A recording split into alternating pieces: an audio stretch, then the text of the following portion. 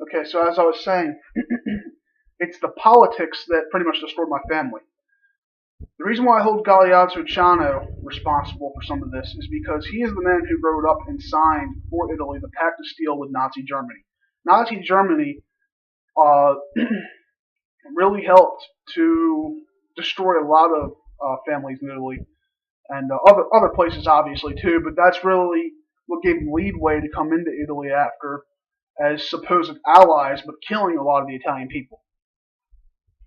Now, I don't know if everybody out there knows, I mean, obviously not everybody out there knows this, but I am a second generation American, which means that my father was a first generation over here.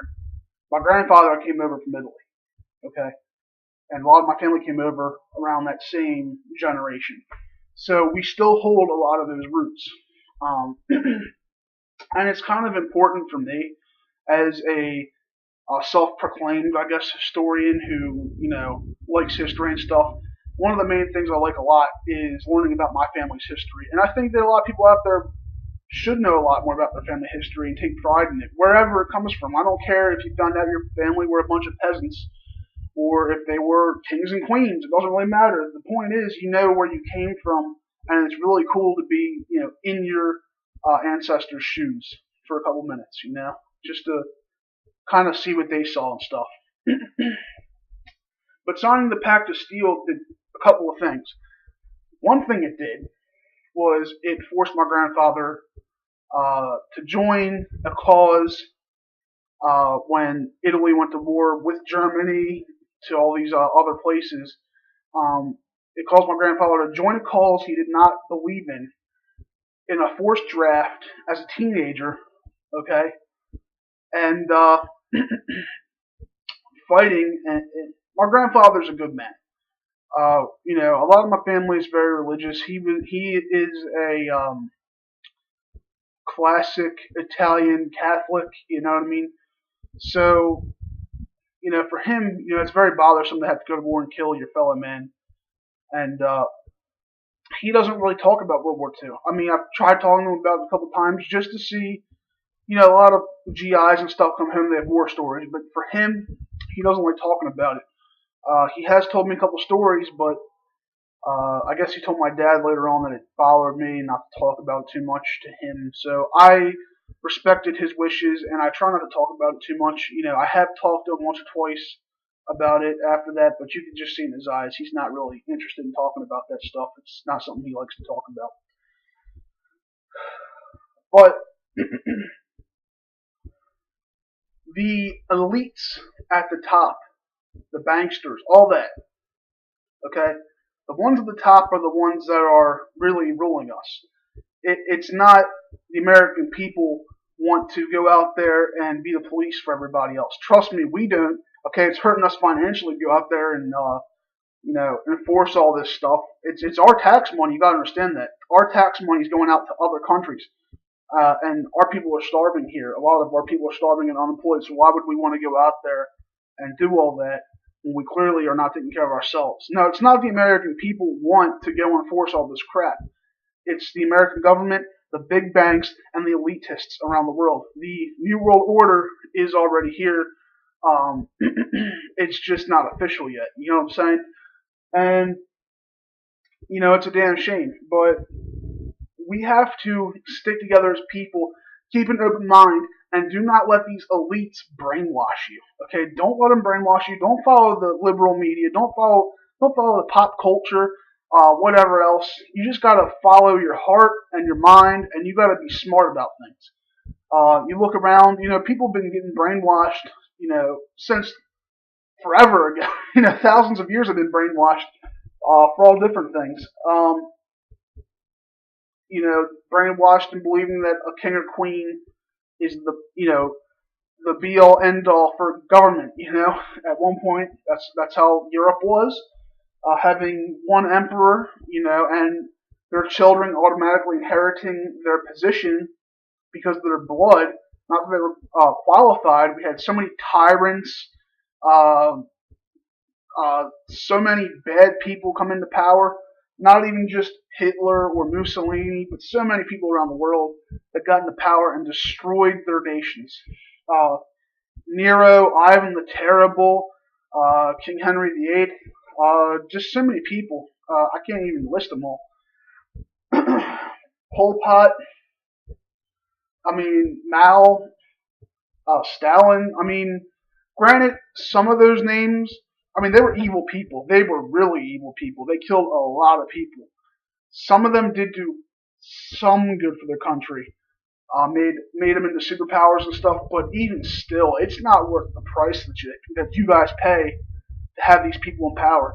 I mean, a lot of Russians say that Stalin was a good leader for them. But you mean to tell me that you would want a guy like Stalin again in exchange for so many millions of people dying, so many of your fellow countrymen? That's worth it to you to become a superpower again? Nah, it's not worth it. And you know, our money is going down the tube. Okay, it's not worth anything. I mean, you might as well call it Reichmarks from 1945. I mean, it's not worth squat. I mean, yen's worth more, euro's worth more. Our money is so devalued, and we are so in debt, spending $200 million an hour that we don't even have. we spend, I think it's like in 60 days, or maybe 30 days or something, we spend like $85 billion that we don't have. Are you kidding me? How are we going to get out of it? And, you know, Obama and everybody else that's come into office in the last 20 years says print more money. Well, Germany did that, and it didn't work for them, and they used the money to keep themselves warm. They couldn't buy a loaf of bread with the damn shit. So, I don't know, you know, what you guys are thinking, that everything's just going to be fine. Clearly it's not. They're saying that with this government shutdown, our economy is going to go down even more. Not even because, you know, not everything's functioning, but because countries that are invested here are jumping ship. They are afraid to keep their investments here. China pulled out a bunch of gold from our country. Okay, a bunch of it. They invested lots and lots of gold here. They took it out. We don't got that gold now. And you know that's hurting us. And you know it's just like something's got to give, and it's going to be the American people. They're going to have to end up giving. We're going to lose our status as a superpower very, very soon. Okay, it's just something's going to happen. We got to prepare ourselves now for it. If you haven't prepared at all, now is the time before money is worthless to start packing up on, you know, water, food, all that stuff. And the stuff I would recommend that you buy, even if you're not big fans of it, it'll keep you alive. Okay, rice. Doesn't matter what kind, but dried rice, lots of it. You need dried beans. They have a source of protein and fibers. You want to get some canned fruits and vegetables, canned chili, spam, stuff like that. You want to invest in that now before you don't have that later, you know. And make sure you get a good expiration date. And make sure you go to places that carry those good expiration dates, because not all stores do. I try to usually get cans that'll last me about 3 years at least. Nothing less, because you know we need it for long term. So that's why I do all that. But so now back to my family real quick. My family pretty much divided after World War II. Some were fascists, some were, you know, wanting to come to America and start a new life here. And so I have family now that I just discovered in the last 2 or 3 years that I didn't even know I had.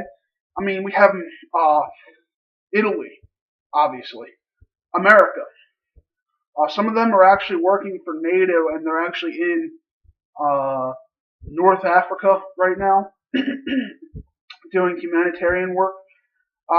We have some in Peru and Argentina, and here in America. So we have them, you know, kind of scattered now, and we didn't even know about each other until recently. So, you know, that's why I'm so involved in politics now. That's why I'm so serious about politics, is because it's destroyed my family.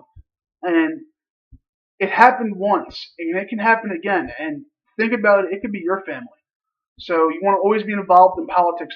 Doesn't matter what anybody says. So Just want to throw that out there. We're running out of time here, and I'm not going to make a part 3. So, Peidmonte 89 out. Remember, anti-gun is anti-American. Peace.